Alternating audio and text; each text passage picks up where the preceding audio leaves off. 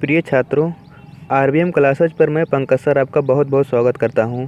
आज हम इस वीडियो में लेंस की क्षमता का अध्ययन करेंगे। तो देखिए, इसमें क्षमता का मतलब पावर होता है। पावर का मतलब कैपेसिटी भी कहते हैं। देख, कैपेसिटी का मतलब जो होता है वो कार्य करने के आधार पर निकाला जाता है। कोई भी व्यक्ति किसी कार्य को कितनी आसानी से कर लेता है, जो व्यक्ति किसी कार्य को जितनी आसानी से कर लेगा उसकी क्षमता उतने ज़्यादा कहलाएगी। मतलब अगर क्षमता हमें निकालना है तो सबसे पहले हमें उसका कार्य निकालना पड़ेगा। जिसकी हम क्षमता निकालने जा रहे हैं, पहले हमें ये पता करना पड़ेगा कि वो कार्य क्या करता है। तो जब हम कार्य पता कर ले जाएंगे तब ये पता करेंगे कि अगर वो ज़्यादा काम करता है तो उसकी क्षमता ज़्यादा है, अगर वो कम कार्य करता है तो उसकी क्षमता कम है। जैसे उदाहरण दे रहे हैं, देखिए, जैसे क्रिकेट में मान लीजिए विराट कोहली को और सुरेश रैना को, तो इसमें क्षमता किसकी ज़्यादा है। अब इसमें क्षमता का मतलब आप लोग समझ गए होंगे कि हम क्रिकेट खेलने के आधार पर पूछ रहे हैं कि कौन अच्छा खेलता है। तो आप लोग बताएंगे कि विराट कोहली की क्षमता सुरेश रैना से ज़्यादा है। ये हो गया एक उदाहरण। एक उदाहरण और देते हैं।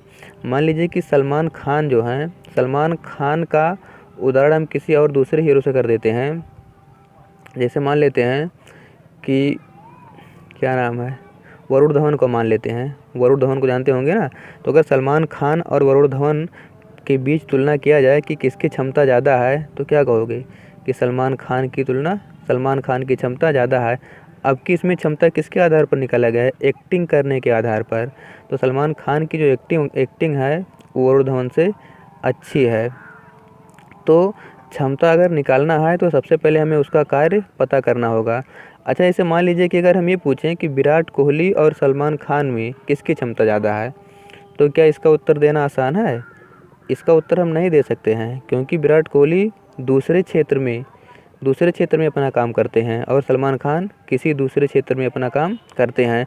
दोनों अपने अपने क्षेत्र में माहिर हैं। लेकिन अगर ये कह दिया जाए कि किसकी क्षमता ज़्यादा है, तो ये हम नहीं बता सकते हैं। अगर क्रिकेट में कहेंगे तो विराट कोहली ज़्यादा है, सलमान कम है। और अगर फिल्मी दुनिया में कहेंगे तो सलमान खान ज़्यादा है, विराट कोहली कम है। तो इस प्रकार से हम क्षमता का निर्धारण नहीं कर सकते हैं। क्षमता का निर्धारण हमें उसी से करना है जिसमें दोनों एक ही काम करते होंगे। तो देखिए, लेंस जो है दो प्रकार का होता है। अब हम पहले ये पता करेंगे कि लेंस का काम क्या है। तो पहले ये दो चित्र देखिए, उसी के अनुसार हम समझेंगे कि लेंस का कार्य क्या है। देखिए, ये जो है उत्तल लेंस है और ये जो है ये अवतल लेंस है। अगर उत्तल लेंस के मुख्य अक्ष के समांतर कोई किरण आती है, चाहे जहाँ से आए, अगर उत्तल लेंस से होकर के जाती है तो किरणें क्या होती हैं कि वो मुख्य अक्ष की ओर मुड़ जाती हैं। चाहे जहाँ से किरणें आएँ, वो लेंस से अपवर्तन के पश्चात क्या होती हैं कि वो मुख्य अक्ष की ओर मुड़ जाती हैं। और इसमें क्या होती हैं, अवतल लेंस में ये मुख्य अक्ष से दूर चली जाती हैं।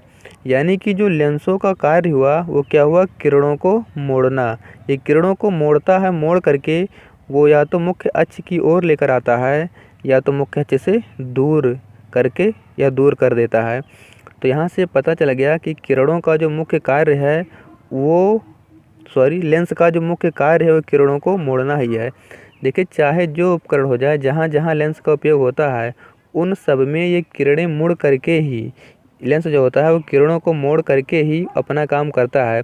जैसे मान लेते हैं सूक्ष्मदर्शी या दूरदर्शी जो भी होता है, उसमें किरणों को इस प्रकार से लेंस मोड़ देता है कि हमें अगर दूरदर्शी है तो दूर की वस्तु आसानी से बड़ा दिखाई पड़ने लगती है, और अगर सूक्ष्मदर्शी है तो उसमें छोटी सी वस्तु का बड़ा सा प्रतिबिंब बना देता है। वो किरणों को मोड़ करके ही बनता है। जब हम सूक्ष्मदर्शी और दूरदर्शी पढ़ाएंगे तब वहाँ से समझ जाना कि कैसे किरणों को मोड़ करके अपना काम करता है। तो लेंस का जो मुख्य काम हुआ वह किरणों को मोड़ना हुआ। अब हम इसकी क्षमता निकालेंगे। तो जो लेंस किरणों को जितने ज़्यादा मोड़ेगा उसकी क्षमता उतने ज़्यादा होगी, और जो कम मोड़ेगा उतने कम होगी। लेकिन तो ये जो लेंस की क्षमता है, ये देखिए ध्यान से, ये जहाँ पर मिलती हैं वही तो फोकस होता है। अगर किरणें ज़्यादा मुड़ गई, ज़्यादा मुड़ने का मतलब वो नीचे आएंगी, यहाँ अगर आकर के मिली हैं, यहाँ आकर के मिल गई, तो इसका मतलब क्या हुआ कि क्षमता बढ़ गई। अगर किरणें कम मुड़ी यानी कि यहाँ पीछे जा कर के मुड़ी मिली तो इसका मतलब क्या हुआ कि क्षमता घट गई। अब देखिए इसकी जो क्षमता है वो फोकस दूरी पर निर्भर करती है। देखिए फोकस दूरी यहाँ से लेकर के यहाँ तक की दूरी को तो कहते हैं, देखिए यहाँ लिखा है ना F2, यहाँ से लेकर के यहाँ तक की दूरी को फोकस दूरी कहते हैं। अगर फोकस दूरी घटी तो क्षमता क्या हुई, बढ़ी। देखिए कैसे बढ़ी, अगर फोकस दूरी घटी तो किरणों को और ज़्यादा मोड़ करके नीचे लाना पड़ेगा, यानी कि किरणें ज़्यादा मुड़ेंगी तो किरणों को ज़्यादा मोड़ना ही उसकी क्षमता कहलाती है। यानी कि इसने किरणों को ज़्यादा मोड़ दिया तो इसकी क्षमता ये बढ़ गई। यानी कि जब फोकस दूरी घटती है तो क्षमता बढ़ती है, और जब फोकस दूरी बढ़ती है तो ये क्षमता घट जाएगी, अब कम मुड़ेगा। जब फोकस दूरी पीछे हो गया तो ये अब कम मुड़ने लगेगा। तो इस प्रकार से कुल मिलाकर के ये हो गया कि जो किसी लेंस की क्षमता है वो उसके फोकस दूरी पर निर्भर करती है और उसके उल्टे के बराबर होती है। उल्टा का मतलब इसको घटाएंगे तो बढ़ता है, जब बढ़ाते हैं तो ये घटता है। देखिए जब हम फोकस दूरी को घटाते हैं तो क्षमता इसकी बढ़ जाती है, यानी कि किरणों को ज़्यादा मोड़ देती है, और जब हम फोकस दूरी बढ़ाते हैं तो क्षमता इसकी घट जाती है, यानी कि किरणों को तब कम मोड़ना पड़ता है। ऐसे इसमें भी यही है, अगर किरणों को ज़्यादा मोड़ना है, देखिए अगर ये फोकस दूरी अगर यहाँ करना है, हमें फोकस दूरी कम करना है, यहीं से दूरी तो फोकस दूरी कहलाती है। अगर हमें फोकस दूरी कम करना है तो करना क्या होगा, किरणों को और ज़्यादा मोड़ना पड़ेगा, यहाँ से लेकर जाएंगे तभी तो आ करके यहाँ मिलेगा, और इसको हम थोड़ा सा ऊपर करके गुजारेंगे तभी आ करके यहाँ पर मिलेगा। ऐसे इसको भी और थोड़ा सा ऊपर ऐसे गुजारेंगे, यहाँ से जाएगा तभी जा करके यहाँ पीछे बढ़ाएंगे तो मिलेगा। ऐसे ये भी जब पीछे बढ़ाएंगे तब जा करके मिलेगा। यानी कि जब इसकी फोकस दूरी को हम घटाएंगे तो इसकी क्षमता बढ़ जाएगी, और इसकी फोकस दूरी को अगर हम बढ़ा देते हैं तो क्षमता घट जाएगी, यानी कि तब कम और मुड़ेगा। तो इस प्रकार से कुल मिला करके जो लेंस की क्षमता होती है वो उसकी फोकस दूरी पर निर्भर करती है और उसके व्युत्क्रम के बराबर होती है। व्युत्क्रम माने उल्टा, मतलब अगर फोकस दूरी घटाएंगे तो क्षमता बढ़ेगी और अगर फोकस दूरी बढ़ाएंगे तो क्षमता घटेगी। तो देखिए इसी को गणितीय रूप में कैसे लिखा जाता है, लिखा है किसी लेंस की क्षमता P उसकी फोकस दूरी F के व्युत्क्रम के बराबर होती है। व्युत्क्रम माने उल्टा होता है। और हाँ, लेंस की जो क्षमता होती है उसे P से हम प्रदर्शित करते हैं। तो लेंस की जो क्षमता P होती है उसकी फोकस दूरी F के व्युत्क्रम के बराबर होती है, यानी कि P बराबर 1/f। बटा का मतलब उल्टा, उल्टा को ही व्युत्क्रम कहते हैं। तो P जो होता है ये 1/f होता है, जबकि जो ये F है ये मीटर में मापी गई हो। किस में नापी गई हो, यहाँ लिखा है जबकि फोकस दूरी मीटर में हो, मतलब फोकस दूरी को मीटर में रख करके इस सूत्र में हमें रखना है, तब जा करके सवाल लगाना है। जैसे सेंटीमीटर में दिया रहेगा प्रश्न में कि ऐसे देखिए प्रश्न ऐसे आएगा कि एक लेंस की फोकस दूरी 20 सेंटीमीटर है, उसकी क्षमता ज्ञात कीजिए।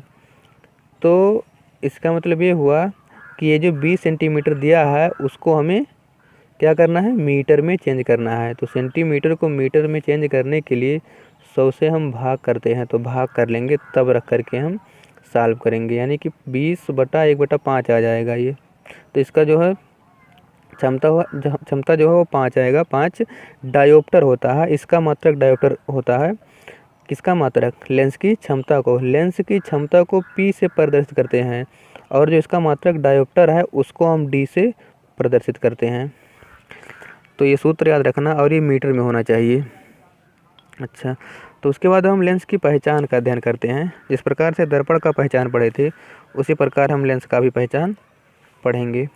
देखिए इसमें तो लेंस का जो पहचान है वो 2 तरीक़ों से कर सकते हैं, जैसे उसमें करते थे ऐसे इसमें भी लेंस को पहचानने का 2 तरीका है। नंबर 1 तो स्पर्श द्वारा, ये जो है नंबर 1 स्पर्श द्वारा। तो स्पर्श द्वारा देखिए कैसे, इसमें कुछ लिखे नहीं है, इसका मतलब बहुत सिंपल रहा होगा तभी नहीं लिखे हैं। देखिए इसको हम बताए थे कि लेंस जो है वो बीच में मोटा और पतला एक होता है। देखिए ये बीच में पतला और ये बीच में मोटा।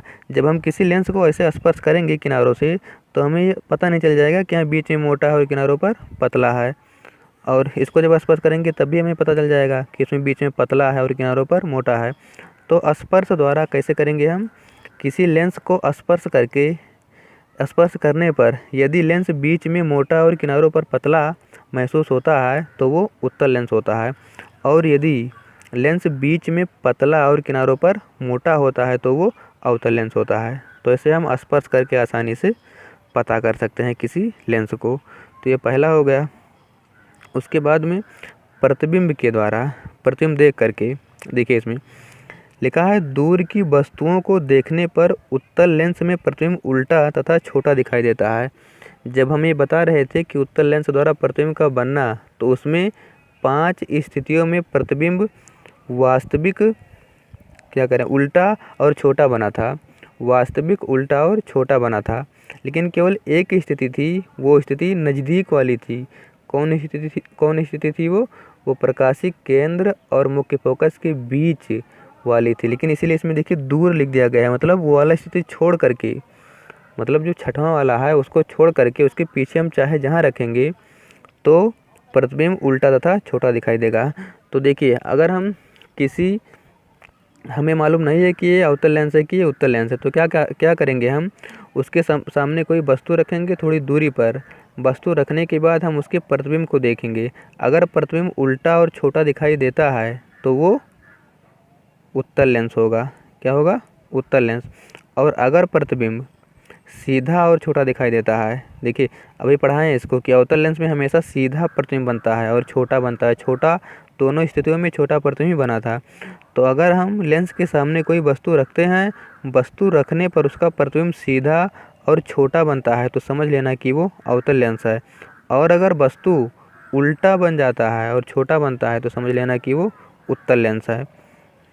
उसके बाद में ये है निकट की वस्तु, जैसे अक्षर उत्तल लेंस में बड़े दिखाई देते हैं जबकि अवतल लेंस में छोटे दिखाई देते हैं। जब छोटी कक्षाओं में थे तो ज्योमेट्री बॉक्स में एक लेंस निकलता था। अभी छोटी कक्षाओं में ही हैं आप लोग, बड़ी कक्षाओं में कहाँ गए हैं? 11, 10, 11, 12 में होंगे, 12 में है या 10 में है। तो देखिए इसमें कि तो ज्योमेट्री बॉक्स में जो निकलता था एक, जो आप लोग देखे भी होंगे, उसी की सहायता से हम उसमें क्या होता था वो अक्षर बड़ा कर देते। देखिए एक तो डुप्लीकेट वाला है हमारे पास, ये ओरिजिनल नहीं है लेकिन इसी टाइप का होता था। देखिए ये वाला ऐसे है ना, देखे होंगे, ये ऐसे करते थे आप लोग और इसमें अक्षर बड़ा दिखाई पड़ने लगता है। इसमें दिखाई नहीं पड़ रहा है, ये बहुत डुप्लीकेट है, मिल नहीं रहा था। एक ज्योमेट्री बॉक्स लिए हैं तो उसी में मिला, एकदम डुप्लीकेट है, इससे अक्षर ही नहीं दिखाई पड़ रहा है। ये लॉकडाउन की वजह से सब दुकानें बंद है ना, इसलिए नहीं मिला। तो इसमें जो है दुकानें तो चल ही रही हैं, लेकिन जब स्कूल नहीं चालू हो रहा है तो कहाँ सब लोग लाएंगे ज्योमेट्री बॉक्स या कापी किताब, कुछ भी नहीं ला रहे हैं अपना अपना सामान, इसलिए नहीं मिल पाया है ये।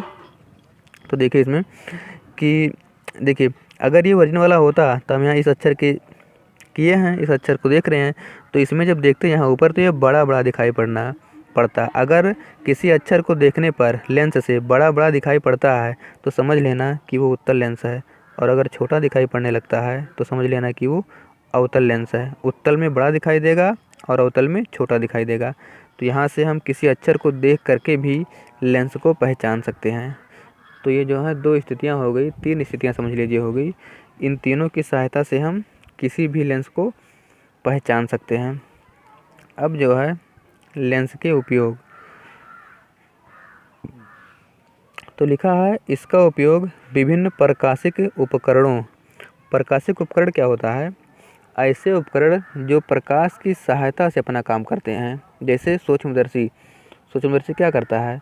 उसमें प्रकाश की किरणें पड़ती हैं तो वही किरणें लेंस से अपवर्तन के पश्चात उस वस्तु का छोटा या बड़ा प्रतिबिंब बनाती हैं या दूर की वस्तुओं को नज़दीक ला करके दिखाती हैं। तो ऐसे जो भी यंत्र जो प्रकाश की सहायता से अपना काम करती हैं उसे हम प्रकाशिक यंत्र कहते हैं। सूक्ष्मदर्शी, दूरदर्शी, ये सब प्रकाशिक यंत्र ही हैं। तो लिखा है इसका उपयोग विभिन्न प्रकाशिक यंत्रों जैसे फोटोग्राफिक कैमरा जो होता है, जो फ़ोटो खींचा जाता है, उसके अंदर एक लेंस लगा होता है, उसी लेंस की सहायता से हम फ़ोटो को खींचते हैं। प्रोजेक्टर हो गया, जैसे मान लीजिए पहले जो है परदहिया चलता था गांव में, तो जो परदहिया होता है वहाँ से एक तो फोकस मारते थे पर्दा पर जा कर के, तो जो होता है मशीन उसके अंदर जो है लेंस लगा होता है, उसी को प्रोजेक्टर कहते हैं। अब तो नए ज़माने में जो प्रोजेक्टर वाला एक बोर्ड आता है, इलेक्ट्रिक बोर्ड जो होता है, आधुनिक बोर्ड आ गया है ना, प्रोजेक्टर से ही चलता है, उसमें लिखना नहीं पड़ता है, मतलब पेन से नहीं लिखना पड़ता है, वो डिजिटल है, डिजिटल बोर्ड है, उसको हम उंगली से भी लिख सकते हैं या किसी लिखने वाला पेन होता है लोहे का या लकड़ी का, जो भी होता है मतलब अच्छी क्वालिटी का होता है, उसी से हम लिखते हैं, तो उसे प्रोजेक्टर कहते हैं। उसमें भी क्या होता है, लेंस लगा होता है। और सूक्ष्मदर्शी में तो व्यापक रूप से लेंस ही लगा होता है। सूक्ष्मदर्शी जब पढ़ाएंगे तो उसमें देखना, एक सूक्ष्मदर्शी में 2 लेंस लगा होता है। तो यही सब लेंस के उपयोग है किसमें किसमें, फोटोग्राफिक कैमरा में, प्रोजेक्टर में, सूक्ष्मदर्शी में। उसके बाद में देखिए, मानव एवं जंतुओं के नेत्रों में भी बाहरी वस्तुओं का प्रतिबिंब नेत्र के भीतर स्थित उत्तल लेंस द्वारा बनता है। जितने भी प्राणी दुनिया में हैं उन सबकी आँखों में उत्तल लेंस लगा है। उत्तल लेंस, ये जितने भी प्राणी हैं दुनिया में सब लोगों की आँखों में उत्तल लेंस लगा है। तो ये भी उत्तल लेंस का एक उपयोग हो गया कि हम प्राणियों को यानी कि मानव एवं जंतुओं को किसी भी वस्तु को देखते हैं किसकी सहायता से, उत्तल लेंस की सहायता से। जब मानव नेत्र हम पढ़ाएंगे तब वहाँ पर हम लेंस यानी कि मानव नेत्र के बारे में बहुत अच्छे से विस्तार से उसको बताएंगे। तो ठीक है, अब ये ख़त्म हो गया है इस प्रकार से। अब जो है ये चैप्टर ख़त्म हो गया है। चैप्टर तो नहीं ख़त्म हुआ है, इसमें जो है बहुत अभी बचा है। अब डेरिवेशन बचा है तो उसको हम अगली वीडियो में अध्ययन करेंगे। तो अगर वीडियो अच्छा लगा हो तो चैनल को सब्सक्राइब कर लीजिए, जिससे हम जो भी नया वीडियो बनाएंगे उसका नोटिफिकेशन आपके पास पहुंचेगा और आप आसानी से उसका अध्ययन कर लेंगे। तो ठीक है, अब हम अगली वीडियो में मिलते हैं।